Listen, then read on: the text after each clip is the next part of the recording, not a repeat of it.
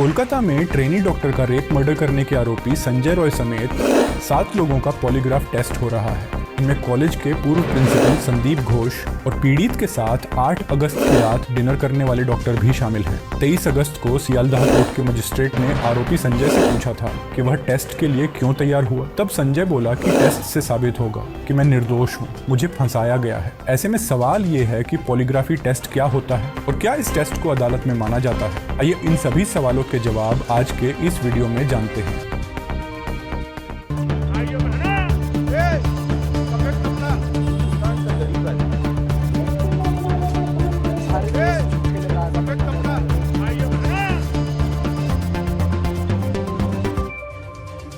आइए सबसे पहले यह जानते हैं कि यह पॉलीग्राफ टेस्ट क्या है। यहाँ आप मान लीजिए कि पुलिस के पास एक अपराधी और कुछ सबूतों के बारे में जानकारी है, लेकिन जब इस बात की कोई गारंटी नहीं होती कि सबूत अदालत में टिके रहेंगे, तो पुलिस एक मजबूत मामला बनाने के लिए और लापता कड़ियों को जोड़ने के लिए इन परीक्षणों को करती है। पूछताछ के दौरान जब अभियुक्त झूठ बोलता है तो शरीर में कुछ परिवर्तन नजर आते हैं। हृदय गति बढ़ जाती है, सांस लेने का तरीका बदल जाता है, रक्तचाप बढ़ जाता है, पैरों में पसीना आने जैसे लक्षण दिखने लगते हैं। इन मानकों के आधार पर विशेषज्ञों ने एक ऐसी प्रणाली बनाई है जो सामान्य प्रश्नों के प्रति व्यक्ति की प्रतिक्रिया और चुनौतीपूर्ण प्रश्नों के प्रति उनकी प्रतिक्रिया के बीच के अंतर को माप सकती है। यानी शरीर में होने वाले बदलाव बताते हैं कि कोई व्यक्ति सच बोल रहा है या सवाल करने वाले को धोखा दे रहा है। अब आइए जानते हैं कि पॉलीग्राफ टेस्ट कैसे किया जाता है। दरअसल अदालत की ओर से पॉलीग्राफ टेस्ट की अनुमति देने के बाद और अभियुक्त की सहमति से पहले एक सामान्य शारीरिक टेस्ट किया जाता है।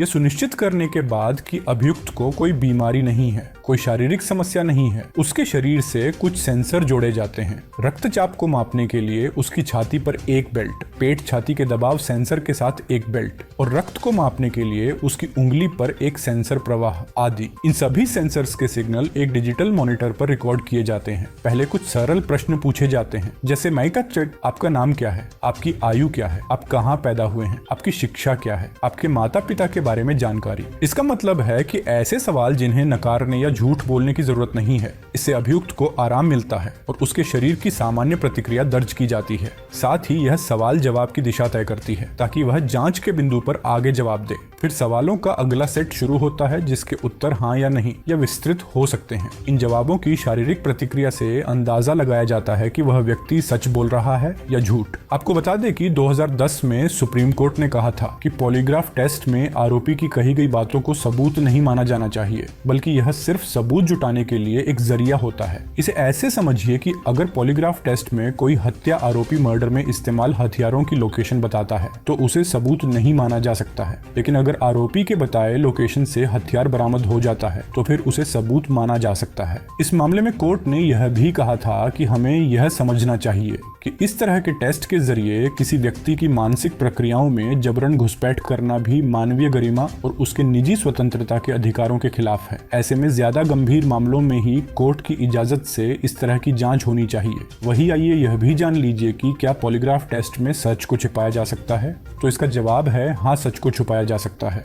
अमेरिका की साइकोलॉजिकल एसोसिएशन के मुताबिक पूछताछ के दौरान शरीर में होने वाले बदलाव या घबराहट से यह तय नहीं किया जा सकता कि आरोपी कुछ छिपा रहा है या झूठ बोल रहा है। हालांकि यह सच को पता करने का एक माध्यम जरूर हो सकता है। वंडरपोलिस की एक रिसर्च से यह पता चला है कि अगर कोई व्यक्ति अपने इमोशन को कंट्रोल में रख सकता है तो इस जांच से उस पर कुछ खास प्रभाव नहीं पड़ता है, जिससे वह सच को छिपाकर झूठ बोल सकता है। लेकिन ऐसा देखने को बहुत कम केस में मिलता है। बाकी हमारे द्वारा दी गई जानकारी आपको कैसी लगी हमें कमेंट में बताइए और इस तरह की दिलचस्प जानकारी के लिए वार्ता 24 न्यूज चैनल को सब्सक्राइब करें।